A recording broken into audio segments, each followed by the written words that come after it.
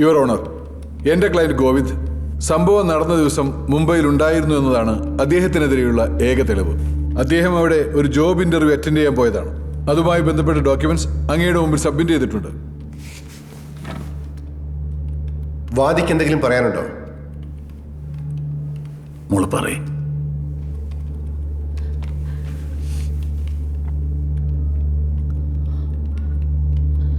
ഇയാളാണ്. ആളെ ശരിക്കും നോക്കിയിട്ട് പറയൂ.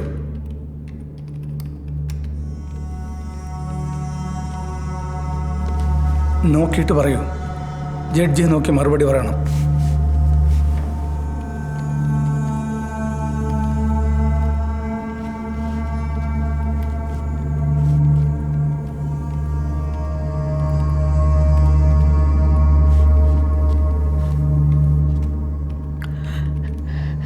ഇയാളാണ് എന്നെ ആക്രമിച്ചത്.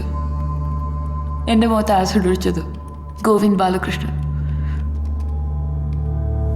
പ്രതിക്ക് എന്തെങ്കിലും പറയാനുണ്ടോ? സർ, ഞാനല്ല ഇത് ചെയ്തത്. ഇവർ താമസിക്കുന്ന സ്ഥലത്തിന് മുന്നിലുള്ള ഒരു പബ്ലിക് റോഡിലാണ് ഇത് നടന്നതെന്ന് പറയുന്നത്. അങ്ങനെയാണെങ്കിൽ അതിനൊരു ദൃക്സാക്ഷിയെങ്കിലും ഉണ്ടാവില്ലേ സർ? ഒരാളെങ്കിലും. യുവർ ഓണർ, സംഭവം നടന്ന എൻ്റെ തലേ രാത്രിയിൽ ഇയാൾ എൻ്റെ കക്ഷിയുമായി തർക്കിക്കുന്നത് കണ്ട ചില സാക്ഷികളുണ്ട്. പല്ലവിയുടെ ഫ്രണ്ട്സ്. യുവർ ഓണർ, ഇവർ തമ്മിൽ തർക്കിക്കുന്നത് അവർ കണ്ടിരിക്കാം. പക്ഷെ എൻ്റെ കക്ഷി വാദിയെ ആക്രമിക്കുന്നത് അവർ കണ്ടിട്ടില്ല. അതുകൊണ്ട് ആ വാദം നിലനിൽക്കില്ല. ഇവർ തമ്മിൽ അടുപ്പത്തിലായിരുന്നു. ഇടയ്ക്കൊരു പിണക്കമുണ്ടായി. മറ്റാരോ ചെയ്തത് എൻ്റെ ക്ലയന്റാണ് ചെയ്തതെന്ന് തെറ്റിദ്ധരിച്ചിരിക്കുകയാണ് ഇവർ. അല്ലെങ്കിൽ ആ പിണക്കത്തിന്റെ പേരിൽ മറ്റാരോ ചെയ്തതിനെ എൻ്റെ ക്ലയന്റിന്റെ മേൽ കെട്ടിവെച്ച് പക തീർക്കാൻ ശ്രമിക്കുകയാണ്. ഇവരെ വിവാഹം കഴിക്കാൻ തീരുമാനിച്ചിരുന്നു എൻ്റെ ക്ലയന്റ്. ഇപ്പോഴും അതിന് വില്ലിംഗ് ആണ്. അത് അവർക്ക് സമ്മതമാണെങ്കിൽ.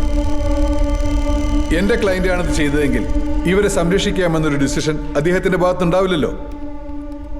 ആ പറഞ്ഞതിനോട് വാദിക്ക് എന്തെങ്കിലും പറയാനുണ്ടോ? What do you mean? അയാൾ തന്ന ഓഫറിനോട് വല്ലതും പറയാനുണ്ടോ? And mind your language. Sorry your honour. എൻ്റെ ക്ലയന്റ് കുറെ കാലമായി ഒരു നല്ല ജോലിക്ക് ശ്രമിക്കുകയാണ്. ഇപ്പോൾ റിയാദിൽ നല്ലൊരു ഓപ്പണിംഗ് കിട്ടിയിട്ടുണ്ട്. ഇനി ഇതിങ്ങനെ മുന്നോട്ട് പോയാൽ അദ്ദേഹത്തിന്റെ ഫ്യൂച്ചർ തന്നെ ഇല്ലാതാവും. ഇതെല്ലാം പരിഗണിച്ച് എൻ്റെ കക്ഷിക്ക് ജാമ്യം അനുവദിക്കണമെന്ന് ഞാൻ അങ്ങയോട് താഴ്മയായി അപേക്ഷിക്കുകയാണ്. പ്രോസിക്യൂട്ടർ, ഇയാൾക്കെതിരെയുള്ള ഇൻവെസ്റ്റിഗേഷൻ എല്ലാം കഴിഞ്ഞതാണോ? അതെ യുവർ ഓണർ, ഫൈനൽ സ്റ്റേജിലാണ്.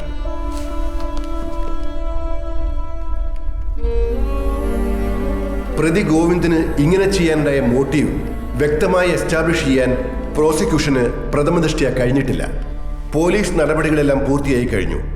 28 ദിവസം റിമാൻഡിൽ കഴിഞ്ഞ പ്രതി ജാമ്യത്തിന് പരിഗണിക്കപ്പെടാൻ അർഹനാണെന്ന് കോടതി കരുതുന്നു. That is is right. അതിനാൽ കോടതി പ്രതി ഗോവിന്ദിന് കർശനമായ ഉപാധികളോടെ ജാമ്യം അനുവദിക്കുന്നു.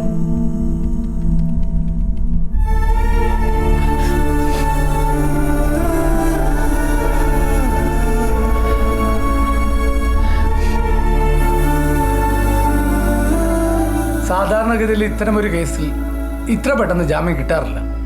എന്നിട്ട് ആ സാധാരണഗതി എന്താ ഇവിടെ ഇല്ലാതെ പോയത്? ചിലപ്പോഴൊക്കെ it depends on the judge. ചിലർ ജാമ്യം കൊടുക്കുമ്പോൾ കുറച്ചുകൂടി ലിബറലായിരിക്കും. പിന്നെ ജാമ്യം കിട്ടുക എന്ന് പറഞ്ഞാൽ വെറുതെ വിടുക എന്നല്ല അർത്ഥം. കേസ് തീർന്നൊന്നുമല്ല. ജാമ്യം റദ്ദാക്കാൻ നമുക്ക് ഹൈക്കോടതി വഴി മൂവ് ചെയ്യാം. അതിന് എത്ര സമയം വേണ്ടി വരും? ചിലപ്പോൾ 1-2 മാസം. ഹിയറിങ്ങിന് വെക്കുന്ന ഡേറ്റ് പോലെ ഇരിക്കും. ഓഫ് കോഴ്സ് 1-2 മാസം.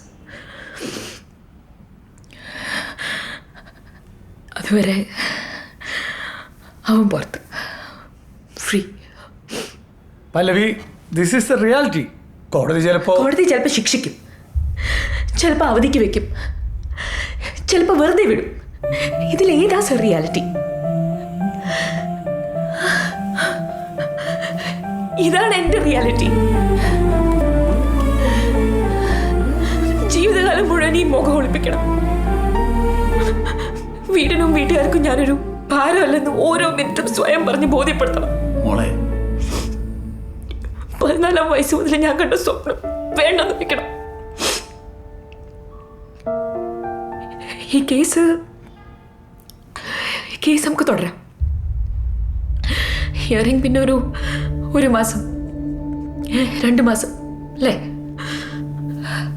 അപ്പീൽ തള്ളിയ പിന്നെയും മാസങ്ങൾ, വർഷങ്ങൾ. അങ്ങനല്ലേ? അപ്പോഴും ഇതേ മുഖമാണ് സർ, അപ്പോഴും ഇതേ റിയാലിറ്റി. ശത്രുവായിരുന്നു ഇത് ചെയ്തിരുന്നെങ്കിൽ ഞാൻ ചിലപ്പോൾ പുറകെ പോയില്ലായിരുന്നു.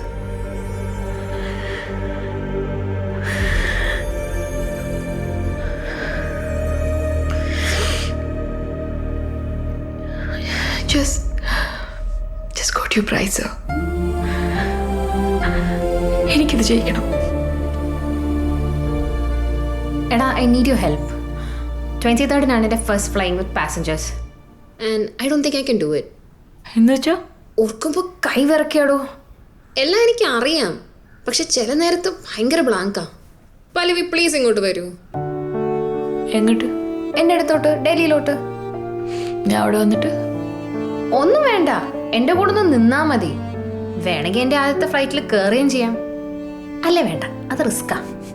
ഇങ്ങോട്ടൊന്ന് വന്നാ മതി. I need you here. സോറിയാ, എന്തോ? I am okay. എനിക്ക് കുഴപ്പമൊന്നുമില്ലടോ. I manage, I promise. നീ വിളിച്ചല്ലോ, വരാൻ പറഞ്ഞല്ലോ, അത് മതി. സി, കമ്പനി സെക്രട്ടറി ആവുക എന്ന് പറയുന്നത് ഇറ്റ്സ് എ പ്രസ്റ്റീജിയസ് തിങ്. അറിയാമല്ലോ അല്ലേ? ചെന്നൈ, ബാംഗ്ലൂർ, മുംബൈ, ദുബായ്, ഇവിടെയൊക്കെ വലിയ വലിയ കമ്പനികളിൽ നിങ്ങൾ ചെന്നൊന്ന് അന്വേഷിക്കണം. അവിടുത്തെ കോർപ്പറേറ്റ് കമ്പനികളിലെ സെക്രട്ടറിമാരെല്ലാം എൻ്റെ സ്റ്റുഡൻസ് ആണ്. ശമ്പളം എത്രയെന്നാ? Yearly 5 lakhs. So all of you are lucky. Now, let us come back to the syllabus. Module 1, Company Law, Cost Accounting and Management.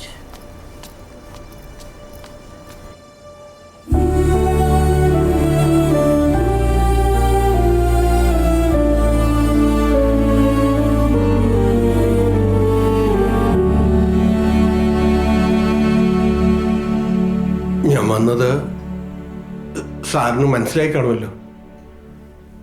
ഇല്ല.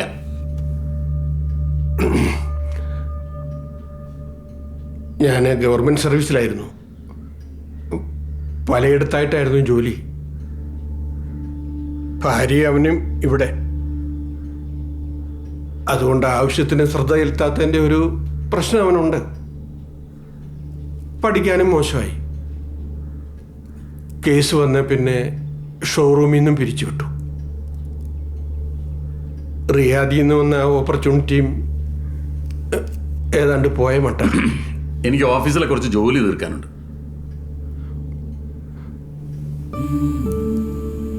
ഒന്നേ ഉള്ളൂ, ഞാൻ എന്തു വേണമെങ്കിലും തരാം.